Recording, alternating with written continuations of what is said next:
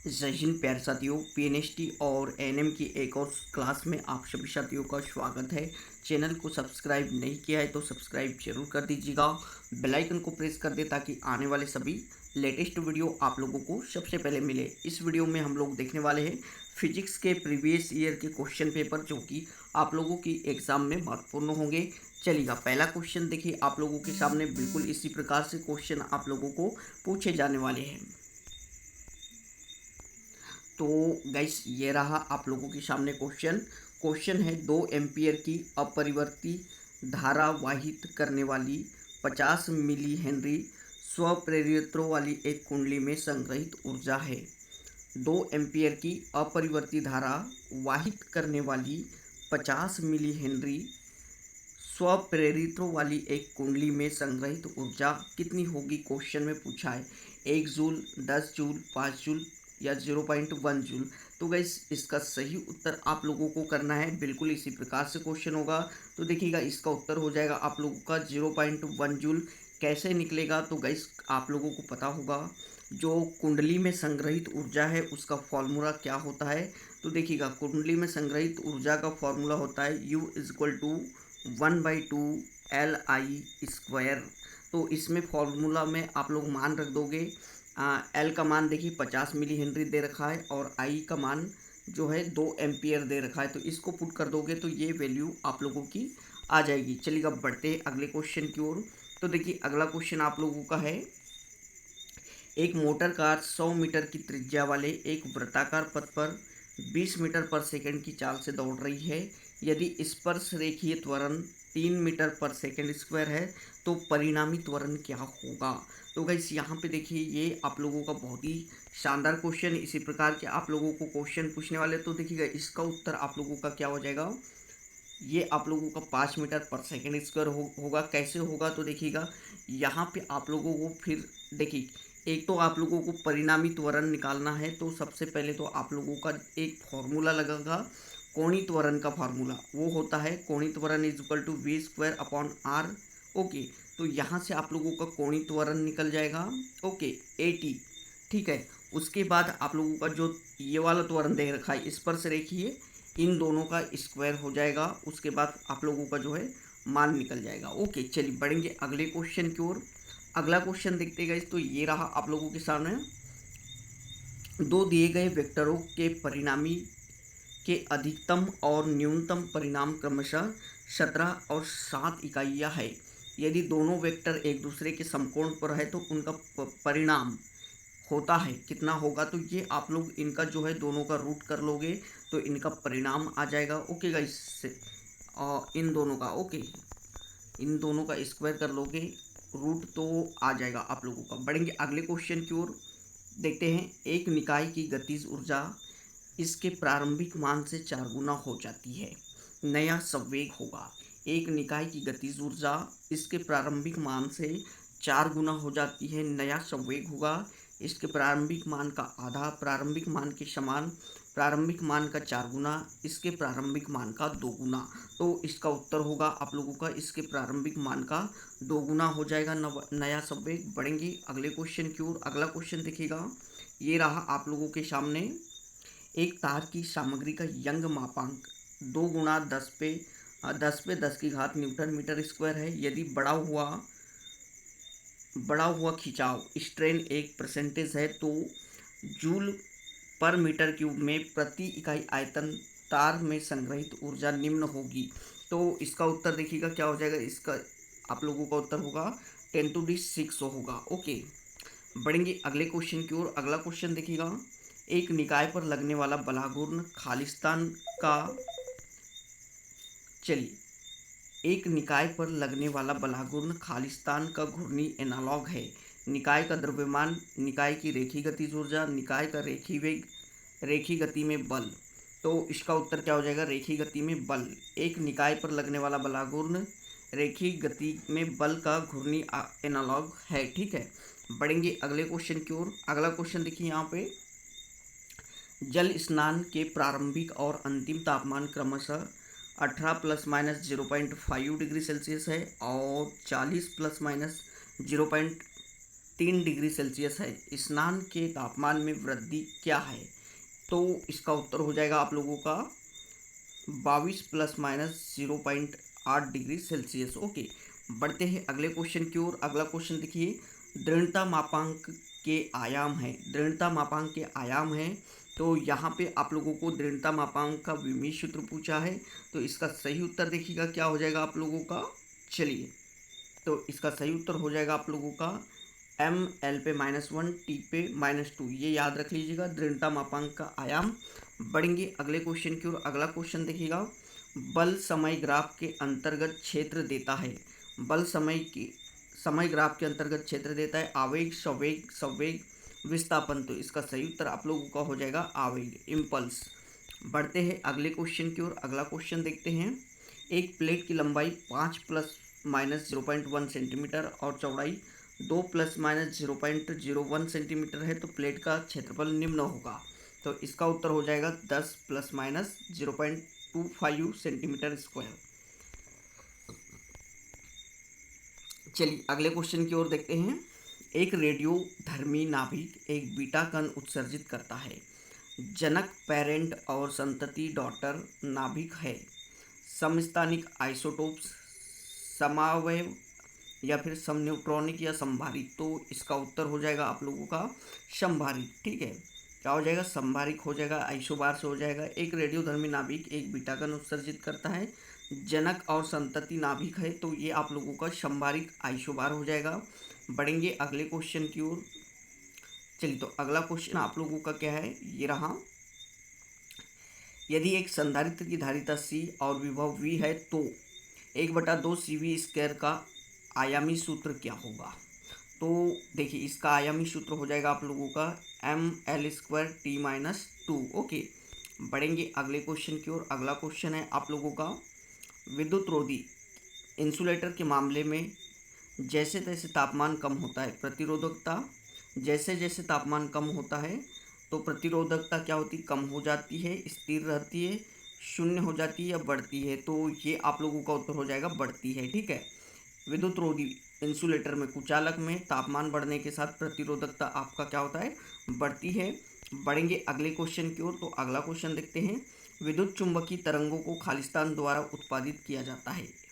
एक त्वरित विद्युत आवेश, कोई कंपित निकाय, एक स्थिर विद्युत आवेश या विश्रामावस्था में एक चुंबक। तो इसका उत्तर आप लोगों को याद रखना है, एक त्वरित विद्युत आवेश। क्या हो जाएगा, विद्युत चुंबकीय तरंगों को एक त्वरित विद्युत आवेश द्वारा उत्पादित किया जाता है। चलिए बढ़ते हैं अगले क्वेश्चन की ओर। तो अगला क्वेश्चन देखिए आप लोगों का, जब किसी पारदर्शी पदार्थ की सतह पर आपतन कोण 60 डिग्री होता है तो परावर्तित प्रकाश पूरी तरह से ध्रुवीकृत हो जाता है, पदार्थ के भीतर अपवर्तित किरण का वेग होगा। तो इसका उत्तर हो जाएगा आप लोगों का √3 × 10⁸ मीटर पर सेकेंड, 10⁸ ठीक है। चलिए आगे देखते हैं अगला क्वेश्चन,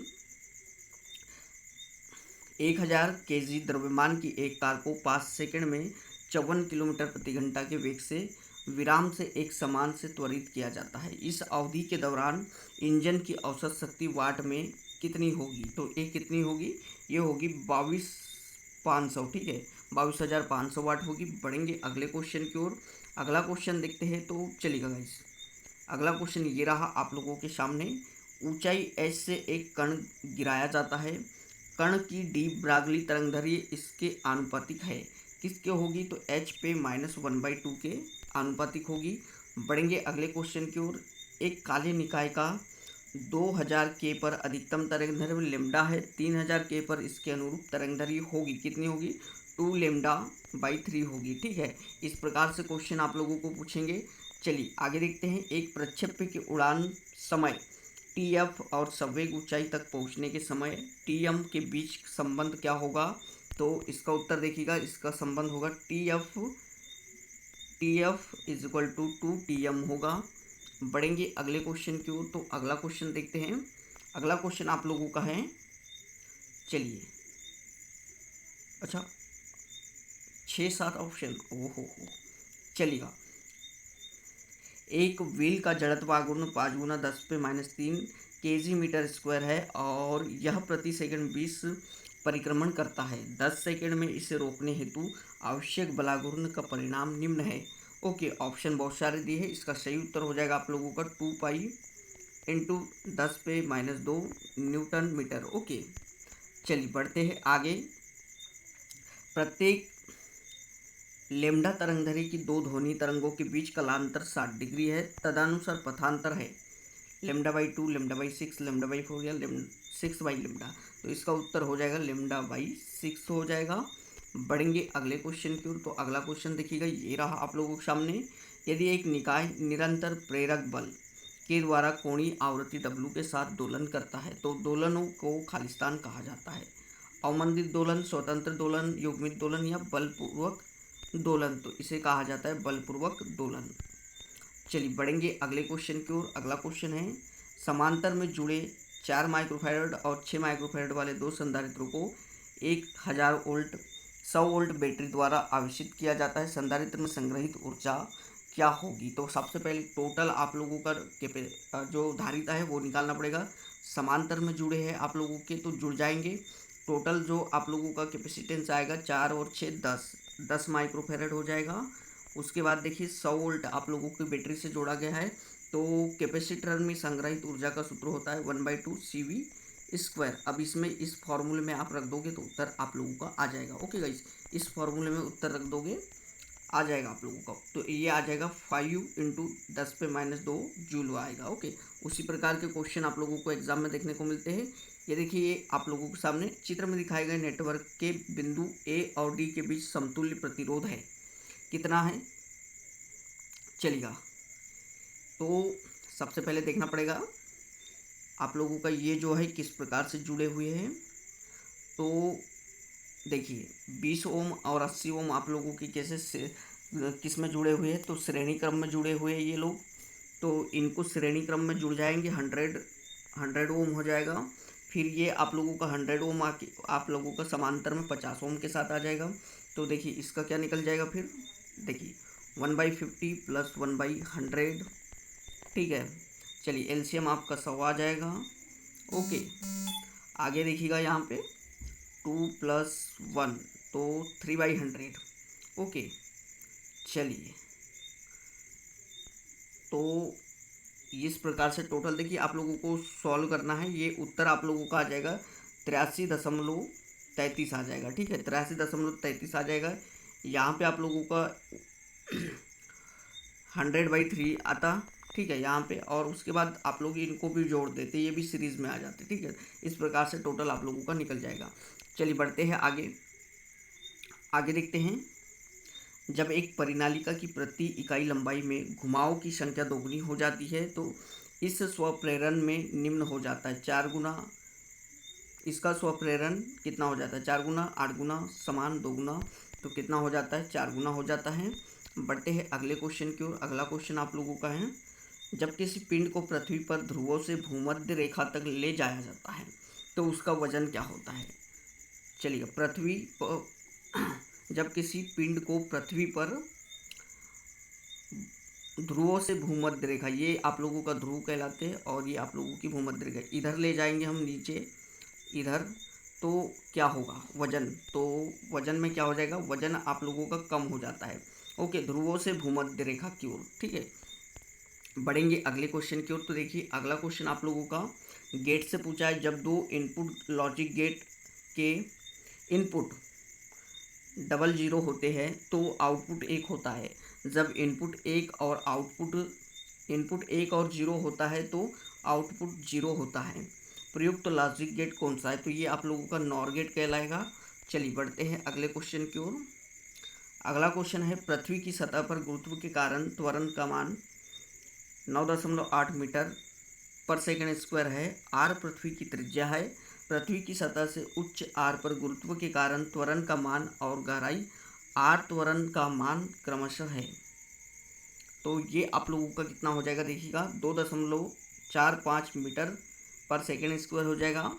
बढ़ते हैं आगे। अगला क्वेश्चन देखिएगा, अपवर्तक सूचकांक 1.414 वाले एक समभुज प्रिज्म के लिए न्यूनतम विचलन कोण क्या है? तो देखिए यहाँ पे ये आप विचलन कोण का सूत्र होता है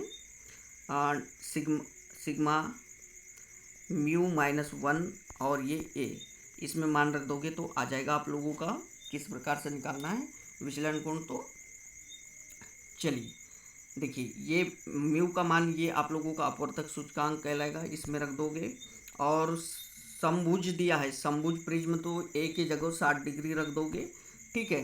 तो ये आपका सॉल्यूशन हो जाएगा, ये विचलन कोण है आपका। बढ़ते हैं अगले क्वेश्चन को, तो 30 डिग्री आ जाएगा, ठीक है। चलिएगा, तो यह थे आप लोगों के फिजिक्स से प्रीवियस ईयर के मोस्ट IMP क्वेश्चन। इसी प्रकार के क्वेश्चन आप लोगों को पूछने वाले। देखिए न्यूमेरिकल में आप लोगों को पूरा सॉल्व करवाता हूँ, काफ़ी टाइम लग जाता। ओके चलिएगा, तो मिलते हैं फिर नेक्स्ट वीडियो में। थैंक यू साथियों।